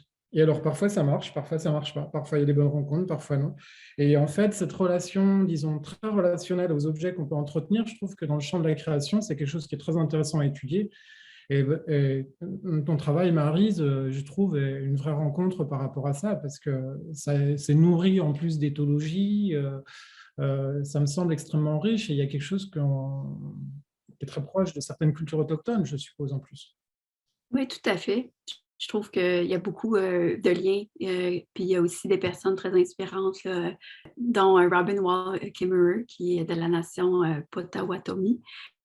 Elle a écrit quelque chose dans le genre que la compassion, c'est pas abstrait, puis que le cercle de la compassion écologique qu'on ressent, il est élargi par l'expérience directe du monde vivant, et il est rétréci en fait par son absence. Une fois, j'ai été amenée à aller dans un sauvetage au Nouveau-Brunswick, dans une rivière, pendant 4 jours. Il y a un beluga qui était pris, puis on l'a sorti finalement, un autre extrait qu'on voit dans ma vidéo d'intro. Et il a été envoyé par avion au Saint-Laurent. Et c'était formidable pour moi de vivre cette expérience de terrain-là, parce que je me retrouvais à être un peu comme la bodyguard du beluga, parce qu'il y avait eu un peu d'harcèlement avant que j'arrive. Et j'ai dormi la nuit, je n'avais pas mis de flashlight, j'avais oublié mon téléphone, j'étais partie sur la fly quand on m'a appelée pour faire cette mission-là comme bénévole. Et puis, j'ai dormi sur la roche près du beluga qui est en détresse, qui respirait environ toutes les 30-45 secondes, qui était à 2 mètres de moi.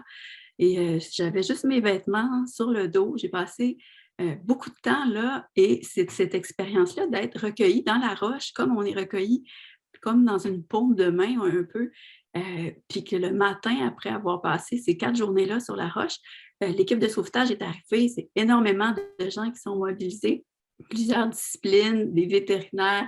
Il y a aussi un R2 qui est venu de la nation Papineau pour faire comme une prière au début avant de capturer l'animal. Donc, c'est super intéressant d'être sur le terrain parce que ça se passe déjà. Donc, c'est juste normal que ça se transcende à la fois dans les projets puis que ça résonne sur ces différentes sphères-là ensuite, parce que c'est là à la base. Oui. Marie-Charlotte Franco, parlez-nous du musée à ses débuts, dans ce rapport à l'objet, là, du musée à ses débuts, donc ce collectionneur avec ce regard bienveillant, qui est un homme du 19e siècle, malgré tout, peut-être à la pointe avancée du progressisme au 19e siècle, en tout cas en matière de regard sur l'autre, et maintenant le musée. Quelle est la différence fondamentale dans le rapport aux objets dans les deux cas, dans ces deux repères temporaux? Alors, effectivement, David Ross McCord, le fondateur, était un homme profondément du 19e siècle, de l'époque victorienne, mais aussi un peu dépassé, puisque l'industrialisation prolifique Québec et notamment de Montréal, qui était vraiment une plaque tournante à cette époque-là, l'a un peu déstabilisé. C'était plutôt un homme de la tranche d'avant. Un regard bienveillant, je ne sais pas si j'irais jusqu'à bienveillant, mais en tout cas assez moderne pour son époque, puisqu'il considérait dans ses écrits, hein, moi je n'invente pas les choses, c'est vraiment lui qui l'a écrit, disait qu'il voulait fonder un musée de l'histoire canadienne et des 3 peuples fondateurs, les Canadiens français, les Britanniques et les communautés autochtones. Et donc déjà, il considérait les premiers peuples comme un peuple fondateur qui était novateur pour l'époque. Après, il amassait quand même des objets autochtones sous prétexte qu'ils étaient autochtones, mais un peu sans avoir une vision très, très stricte de ce qu'il voulait. Il amassait beaucoup. Le musée, maintenant, a une vision aussi très, très ouverte par rapport au peuple autochtone, puisque le musée McCord a plein de collections différentes, une collection de photographies absolument gigantesque, les archives Notman, les arts décoratifs, une collection de costumes et textiles parmi les plus grandes au Canada, mais vraiment en valeur sa collection autochtone.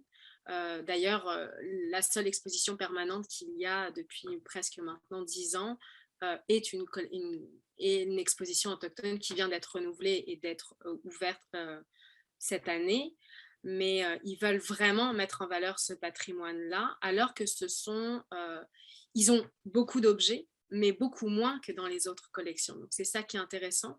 Et le musée McCord a opéré une forme de décolonisation et d'autochtonisation de son discours et de sa relation aux artistes et aux communautés. Depuis beaucoup plus longtemps, depuis, vous l'avez dit, Marie-André, depuis 92, quand le musée a rouvert, je ne vous ferai pas l'historique, sans que ça soit très valorisé ni publicisé, parce que maintenant, c'est quelque chose dont tout le monde parle. Et c'est là où, ce qui est intéressant, puis ça rejoint aussi le travail de Pierre et de Maryse, c'est un travail de temps long. J'insiste beaucoup sur le temps long, le temps de la recherche. Je pense que c'est un petit écrin. Les musées ou les universités, le travail artistique, c'est un écrin dans le monde aussi bien du 19e siècle, qui était un monde en effervescence et en rapidité et en découverte. Et maintenant, au 21e siècle, où j'ai l'impression qu'on court après quelque chose qui n'existe déjà plus. Et les musées, les ateliers, l'université sont des lieux de repos. Et ça, en cela, le musée McCord est un lieu intéressant, mais d'autres musées le sont aussi, pour les artistes, pour prendre ce temps dans des collections. Puis si vous avez déjà eu la chance d'aller dans des réserves, c'est quand même des lieux, c'est un peu des bunkers. Là, on parle de voûte, c'est pas pour rien, c'est déjà un mot qui est très beau. On est encerclé d'objets, on est dans un monde à part, et c'est ça que je trouve fascinant pour le travail artistique et le travail de recherche et de recherche-création, de travailler avec des objets qui paraissent conservés. Et quand on parle de conservation, souvent on parle d'objets morts, et en fait que les artistes animent au même titre que les communautés autochtones qui considèrent les objets comme des êtres vivants, animés, qu'ils nourrissent, par exemple. C'est ça qui est très intéressant. Donc, voilà, globalement, l'avenir du musée.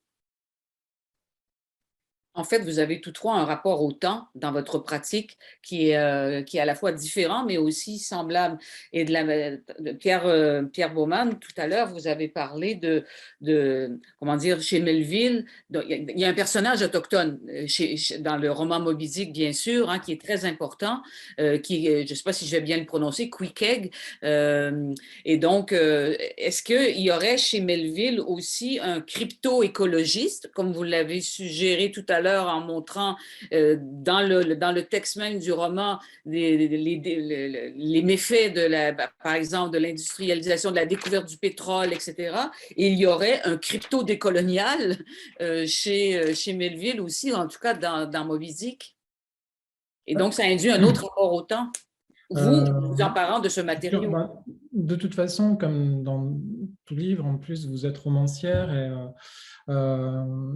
toute lecture est un acte de réécriture quasiment et d'interprétation déjà. Et Melville, plus encore, avec la richesse de son vocabulaire et puis la diversité de ses traductions, ne serait-ce que francophones, etc., pose déjà ce problème-là. Donc, en effet, on peut y voir chez Melville des soupçons de conscience écologique, des soupçons de conscience pluriculturaliste. C'est là, c'est sûr, pour plusieurs. Mais d'ailleurs, il y a de nombreux indices sur la question. Vous parliez de Queequeg, qui est un des. Finalement, c'est un cannibale en fait des îles Pacifiques, c'est comme ça qu'il le nomme. Donc, l'un des personnages centraux, qui est un harponneur. Et en fait, quand on regarde un peu dans le roman, tous les harponneurs qui sont finalement sur le bateau, ce sont ceux qui agissent vraiment et qui doivent balancer des harpons sur les cétacés. Et donc, c'est une activité physique. Et en fait, tous les harponneurs, ils représentent des cultures différentes. Il y a Tashtego, par exemple, qui est un Amérindien, je ne sais pas si j'ai prononcé correctement, mais Wampanoag. Il y a Dagu qui est un Africain, il y a Fedala qui est un Persan. Donc en fait, on a presque si vous voulez, on a les continents qui sont représentés. Le Peko, le nom du bateau, renvoie quand même à une tribu algonquine qui a été décimée. Donc tout ça, c'est là. Et c'est sûr qu'il y a Pip aussi, qui est un petit Africain très rigolo d'ailleurs, mais qui devient fou suite à une chute dans l'eau. Enfin, tout ça, ce n'est pas anodin chez Melville et c'est très tissé, c'est très construit. Et c'est ça qui, dans ce projet, en fait, est intéressant parce que ça renvoie justement aussi à ce que disait Marie-Charlotte quelque part. C'est presque comme si on avait ces personnages ou ces objets dans des réserves. Et en fait, ce qui est important aussi, c'est de les rendre vivants. Et donc, c'est d'aller voir, par exemple, aujourd'hui, comment on peut repenser cette question, ce qui explique pourquoi, à un moment donné, on est allé à Kitigan-Zibi pour passer du temps avec des amis pour pêcher, ce qui explique pourquoi on est allé au Chili, rencontrer des personnalités diverses et variées.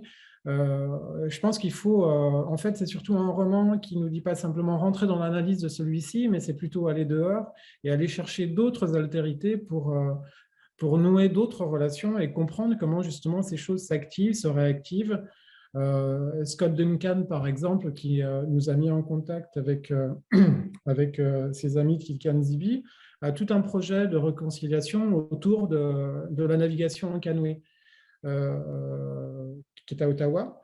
Et donc ces choses en fait sont extrêmement intéressantes et passionnantes parce que finalement c'est aussi une façon de comprendre des choses du roman en étant complètement en prise avec le réel. Et là, artiste par artiste, la question ne se pose plus vraiment, ce sont des questions de créativité et qui nous ramènent à des problématiques liées aux objets aussi, que ce soit un objet d'art ou pas un objet d'art.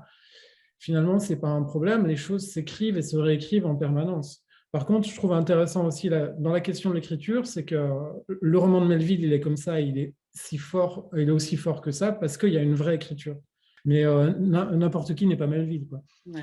On ne s'improvise pas Melville. On ne s'improvise pas Melville. Exactement, merci. On ne s'improvise pas Melville. Et ça, c'est aussi un exercice extrêmement intéressant, essayer de voir comment on va sans cesse traduire, retraduire, produire une forme, comme le fait Maryse d'ailleurs, avec ces objets, l'objet qu'on voit porté par différentes personnes.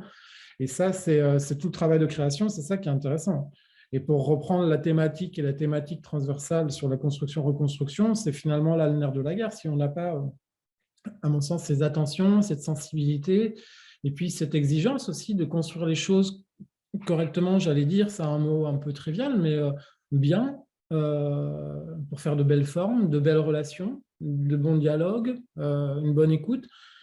C'est, à mon sens, en tout cas, le travail qu'on fait sur Melville, c'est vraiment ça qui se dégage. Et de plus en plus, la forme parlée, par exemple, la forme de l'échange est une forme à part entière. D'où la présence, par exemple, de beaucoup d'entretiens dans ces travaux, dès qu'on va quelque part, on essaie de faire des entretiens. Ça a commencé comme ça, d'ailleurs, les échanges avec Louise Derry. Je suis allé la voir, on m'a demandé qu'elle me parle de son travail. Et ça, c'est passionnant, ça, c'est génial. Maryse, réaction? Moi, je vais revenir un peu sur ce que Marie-Charlotte a dit tout à l'heure par rapport aux réserves, aux voûtes, comme un espace de repos. Ça m'a comme un peu fait sursauter parce que moi, personnellement, quand j'arrive devant des archives, je trouve ça extrêmement vertigineux. Mais je comprends que le repos, ce sentiment-là peut-être d'apaisement ou de paix, on le retrouve quand on se met à faire une sélection puis qu'on fait du sens avec ça. Mais d'entrer dans le lieu physique, pour moi, c'est pas du tout ça. C'est hyper stimulant. Par contre, pour finir sur l'archive, c'est ce qui m'intéresse aussi, c'est pas juste ce sentiment-là de vertige, mais aussi ce sentiment-là d'être parfois pris devant un mur parce qu'on est excédé par toute l'information qui nous arrive. Comme Marie-Charlotte disait, ça va tellement vite et le présent, en fait, nous coupe un peu la vision, nous met des œillères sur ce qui serait un futur et ce qui serait aussi un passé qui nous amène à voir un changement. Moi, comme chercheuse, j'ai été voir dans les archives nationales, j'ai regardé tout ce qui a pu être dit par les politiciens au Canada et au Québec en matière de beluga depuis 150 ans. Et pour un des livres, j'ai passé à travers 17 000 textes pour construire en fait une vision de comment les êtres humains dans ce pays ont parlé des belugas pendant une période d'environ 150 ans. Donc, ça m'a permis de comprendre tout le chemin qui avait été parcouru et qui aujourd'hui est une parole complètement différente et tellement ancrée dans un désir de faire des liens et de comprendre les êtres qui sont non humains. Et ça, c'est vraiment nouveau qu'on parle comme ça.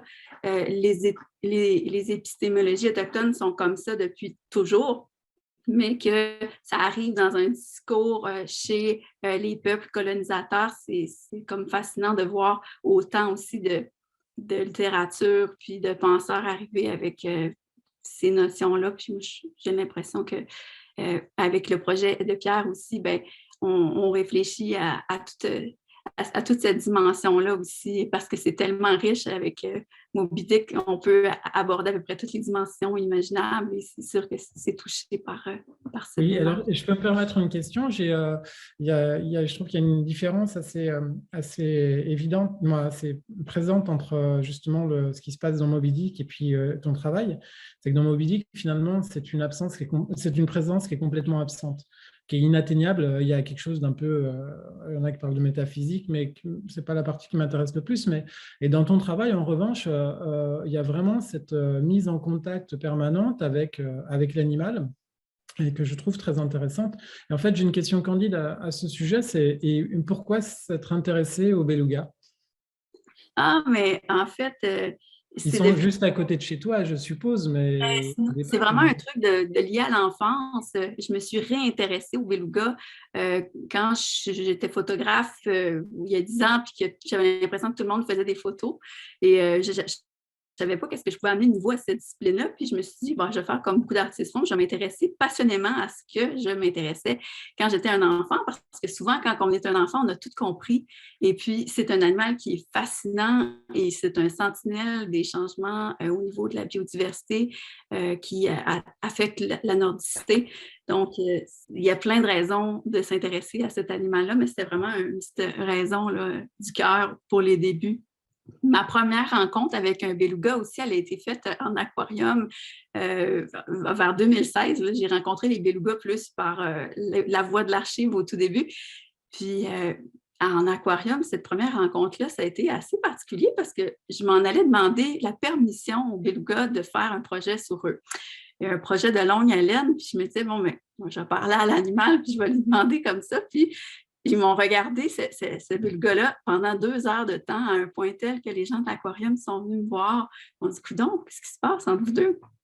Puis, je me suis dit, il me regarde tellement intensément. J'ai même fait une photo ce jour-là qui est un œil de beluga, qui est très belle, puis qui me rappelle, qui est dans mon bureau, que la nature nous observe dans tous nos gestes, elle nous voit agir. Donc, c'est comme le guide, la phrase guide quand je fais un projet aussi.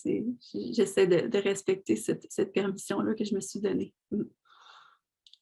Marie-Charlotte Franco, l'archive est-elle un lieu de tout repos? Oula, comme disait Maryse. Oui, mais l'expression a heurté Maryse, donc je veux vous entendre sur le repos de l'archive. L'archive a l'air de tout repos, mais c'est un tumulte. C'est faire émerger des informations de l'archive, ça peut être fracassant, explosif. Et c'est là où, justement, pour rebondir un peu à l'activité du musée McCann, mais qui a un lien avec vos travaux, Pierre et Maryse, c'est le temps de la résidence. En fait, le musée s'autorise aussi à cette espèce de surprise que l'archive peut offrir. Vous parliez tous les deux de la multiplicité des regards et l'importance aussi de l'échange par l'entretien, par demander la permission, que je trouve un acte très très beau. Et ce sont aussi deux ancrages qui font partie des épistémologies autochtones qui maintenant en fait commencent à devenir un peu plus généralisé, oui. Généralisé par la recherche. J'ai moi-même fait des entretiens, mais l'importance de la parole, l'importance du point de vue subjectif. Et puis en plus, c'est pas que le point de vue, moi il y a le point de vue subjectif. C'est fondamental en fait, parce que, pardon, ouais. Ah non, pardon, je vous ai coupé, mais il y a la question du subjectif, mais il y a aussi en plus, pour ces cultures-là, je présume, une grosse culture orale, donc j'imagine que l'archive, elle passe parfois difficilement par l'écrit. Je me souviens, j'avais été confronté à ce problème-là quand je commençais à m'intéresser de façon très candide au brochet. Et là, en fait, je me suis rendu compte au début, je voulais d'écrire, avoir une inscription là-dessus. Et en fait, ça passe par l'oralité énormément, quoi. Ce qu'on retrouve aussi dans le travail de Quetzbasso sur les Indiens Sibékou, enfin, etc. Comment vous faites pour gérer ça? L'entretien, c'est une possibilité, mais... Effectivement, l'oralité, ça fait partie intégrante des épistémologies autochtones et c'est surtout ce qui est très confrontant pour les Occidentaux, les allochtones, de comprendre que en fait, la parole a un pouvoir beaucoup plus important que ce qu'on croit ou ce qu'on a voulu croire. On s'est toujours basé sur l'écrit et tout d'un coup, la parole est l'acte fondamental de presque... la parole est histoire, alors que nous, nos conceptions font que l'écrit est histoire, ou l'histoire est écrit. Enfin, après, on pourrait divaguer là-dessus, mais... le musée a commencé, par exemple, à enregistrer des récits. En langue autochtone notamment, il y a eu un projet qui a été fait avec des personnes inuites qui ont parlé des objets dans leur langue, qui les ont animés en inuktitut. Alors après, ça pose d'autres défis pour les musées, notamment des défis de traduction. Puis vous en parliez, Pierre, avec même la difficulté de la traduction d'une œuvre littéraire qui fait qu'il y a énormément d'interprétations. L'inuktitut est une langue qui est très parlée, mais en même temps, il faut arriver à traduire le mot-neige qui existe, il y a à peu près 50 occurrences. Donc, l'oralité est quelque chose de très important et les artistes arrivent à faire réémerger ça par leur travail. Et là, je pense rapidement au travail de Nadia Mir dans sa résidence, qui a fait parler les conservatrices qui en fait lisaient des instructions de projets d'artisanat soi-disant autochtones. En fait. Donc, l'oralité peut être renversée par les artistes. Vous savez que votre conversation est tout à fait intéressante, mais qu'elle doit prendre fin, hélas, provisoirement, en tout cas dans ce format, parce que je suis sûre qu'elle va se poursuivre.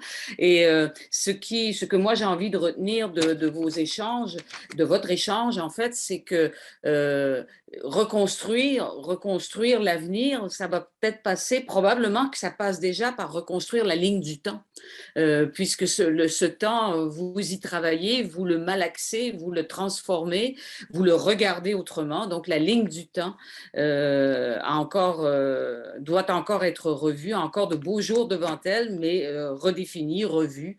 Je vous remercie beaucoup, Marie-Charlotte Franco, Pierre Baumann, Maryse Goudreau. Bien sûr, on renvoie à vos publications, à vos sites respectifs, à vos travaux pour en savoir davantage. Et plutôt, je veux remercier aussi Jean-Claude Amessen et Caroline Quashtan qui ont participé à la première conversation de cette Nuit des idées à la Galerie de l'UQAM à Montréal. Elle tire à sa fin, mais la fin n'est jamais entièrement la fin, comme le début n'est jamais entièrement le début. Et donc, la fin, je la laisserai à la directrice de la galerie, Louise Derry, à qui je cède la parole, ainsi qu'à Frédéric Rebet, conseiller culturel au Consulat de France à Montréal et à Québec, surtout Consulat de France à Québec.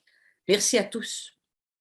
Alors, c'est une grande fierté pour le Consulat général de France à Québec et pour l'Institut français d'avoir pu bénéficier de l'éclairage, de l'organisation et du savoir-faire de la galerie de l'UQAM, de Louise Derry et de toute son équipe pour cette 5e Nuit des idées. En effet, ça fait quelques années qu'il y a cette collaboration. C'est une collaboration riche, fructueuse, pertinente. Et donc, on est vraiment réjouis. On est d'autant plus réjouis à la conclusion de ces échanges qui ont été très riches. Je dirais même que c'est un phare dans la nuit. Cet éclairage a été vraiment puissant et rémanent. J'en retiens 2-3 leçons. La première qui était de reconstruire ensemble. Donc, j'ai bien noté qu'il ne faut oublier personne. Il n'y aura pas de laisser pour compte. Ça, c'est très chaleureux, c'est très bienveillant. La deuxième chose, c'est d'étirer le temps, parce que ce temps, on est dans l'urgence aujourd'hui, il faut répondre à tout, au tac au tac. Et là, finalement, de reprendre le temps de la conversation, surtout le temps de s'écouter. Je pense que c'est aussi la meilleure manière de redémarrer, retrouver un temps universel. Et la troisième chose, c'est cette universalité du temps. C'est propre à la galerie de l'UQAM de se dire finalement, tout le monde a voix au chapitre, que l'on soit artiste, plasticien, poète, mathématicien, philosophe, tout le monde peut reconstruire ensemble. Donc c'est cet ensemble qui finalement est magique.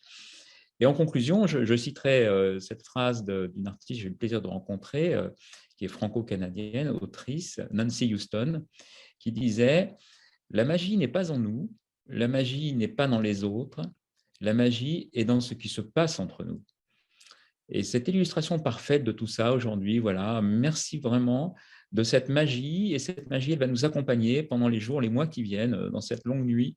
Elle nous guide. Et vraiment, je vous en remercie très chaleureusement. Bien, merci Frédéric Rebet. À mon tour de souhaiter, en tout cas du point de vue de ceux de vous qui nous avez écoutés ce soir ou aujourd'hui, j'espère bien sûr que les réflexions de nos invités ont trouvé un écho en vous. J'en suis même convaincue. Et je crois qu'ils auront contribué à vous joindre là où vous êtes pour créer, le temps d'un événement comme celui-ci, une proximité qui nous est tellement vitale à l'heure où les enjeux sont si importants. Et puis, et bien entendu, en votre nom et en guise d'applaudissements, je remercie nos invités d'avoir participé à la Nuit des idées, d'avoir échangé de manière si généreuse, ouverte, pertinente, engageante. Caroline Quashtan, Jean-Claude Amessen, Marie-Charlotte Franco, Maryse Goudreau et Pierre Baumann, je vous suis extrêmement reconnaissante d'avoir accepté mon invitation. Et je nourris l'espoir que nous puissions poursuivre cette riche conversation dans l'avenir. Je remercie de tout cœur Marie-André Lamontagne, comme je le dis toujours, notre fidèle animatrice, complice de la galerie et complice de la Nuit des idées. Et puis, il y a Geneviève Philippon et Isabelle Darvaux, nos cinéastes au son et à l'image. Puis, il y a nos collègues du Consulat général de France à Québec et à Montréal. Il y a ceux de l'Université du Québec, où nous sommes, et de l'équipe de la Galerie de l'UQAM. Alors, cette Nuit des idées entre maintenant dans un temps plus long, celui de l'archive. et sera disponible pendant 5 ans sur le site web de la galerie de l'UQAM. Alors, bonne nuit des idées à tous ceux qui, sur la planète, en ce moment, sont en train de partager ce qui nous est le plus essentiel dans notre humanité, le fait de penser. Au revoir.